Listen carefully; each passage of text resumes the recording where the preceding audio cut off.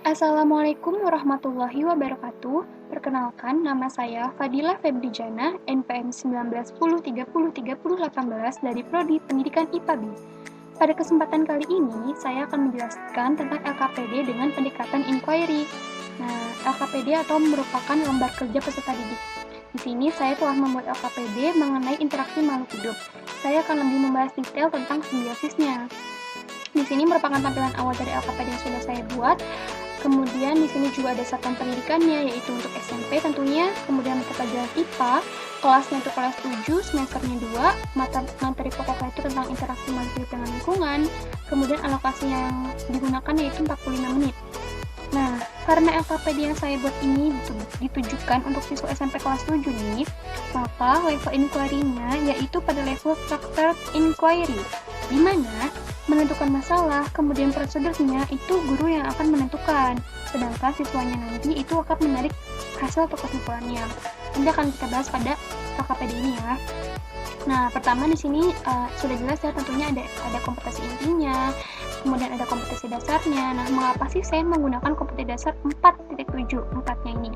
Karena nih, biasanya pada KD 4 ini tuh lebih menjabarkan mengenai praktikum nih, yang nantinya itu akan dilakukan oleh para peserta didik. Kemudian ada indikator ini merupakan turunan dari kompetensi dasarnya ya.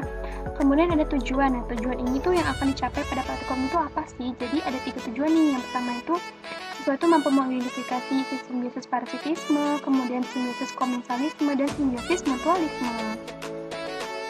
Nah, selanjutnya yaitu ada teori. Nah, teori ini tuh berfungsi untuk memberikan sedikit wawasan nih kepada para siswa tentang materi yang relevan dengan praktikum yang akan dilakukan nanti. Jadi nanti sebelum melakukan praktikum nih, siswa itu udah memahami terlebih dahulu atau kayak kurang lebih udah paham lah tentang materi yang akan dibahas, yang akan berhubungan dengan praktikum nanti kayak gitu. Pada teori ini saya telah menjelaskan mengenai ekosistem, kemudian simbiosis. Di sini juga saya telah menjelaskan mengenai contoh-contoh dari beberapa simbiosis kayak gitu. Kemudian selanjutnya ada alat bahan. Di sini hanya menggunakan 2 alat bahan, yaitu alat tulis dan lingkungan sekitar. Nah, selanjutnya itu ada langkah aktivitas.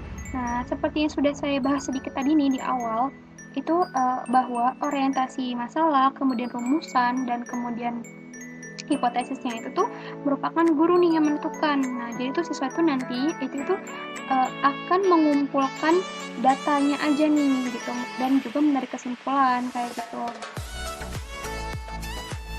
Nah, di sini orientasi masalahnya itu saya membahas mengenai masalah mengenai lingkungan dan makhluk hidup ya tentunya.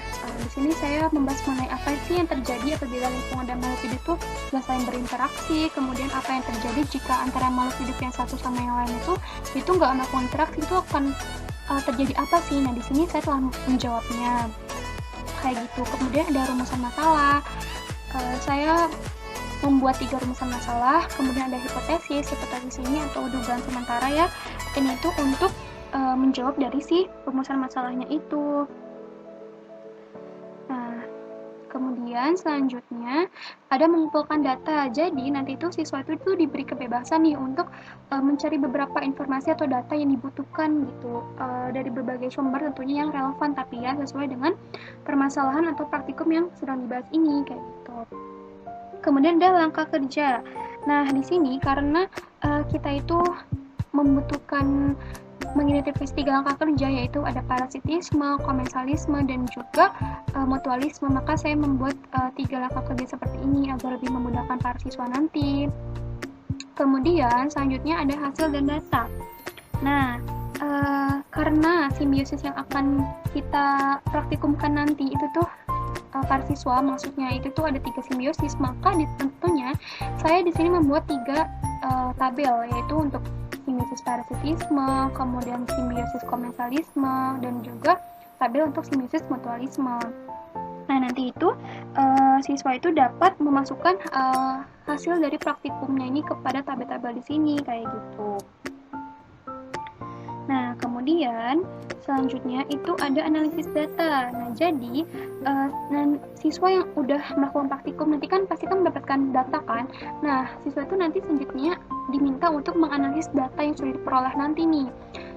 supaya nanti di akhir dia tuh dapat menarik kesimpulan kayak gitu. Analisis datanya itu tentunya berhubungan dengan praktikum yang telah dia lakukan. Nah, kemudian selanjutnya ada kesimpulan. Nah, jadi kesimpulan itu kesimpulan yang siswa peroleh dari praktikum yang telah dilakukan tuh apa sih gitu. Nanti siswa ini akan menanalisnya di tabel ini kayak gitu. Kemudian selanjutnya itu ada latihan soal. Nah, latihan soal ini tentunya berguna untuk mengukur kemampuan para siswa nih. Sejauh mana sih dia tuh udah paham mengenai materi yang telah dilakukan ini, materi yang telah dibahas, praktikum yang telah dilakukan kayak gitu. Nah, pada latihan soal ini saya membuat 6 soal. Di sini saya peruntukkan untuk masing-masing individu siswa. Jadi ini tuh bersifat individu, bukan kelompok kayak gitu.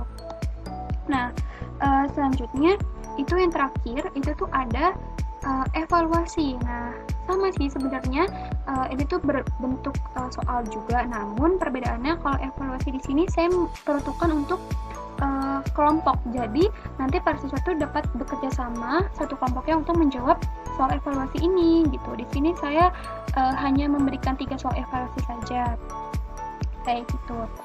Nah, sekian pemaparan saya tentang LKPD dengan pendekatan inquiry. Kurang lebihnya saya minta maaf. Wassalamualaikum warahmatullahi wabarakatuh.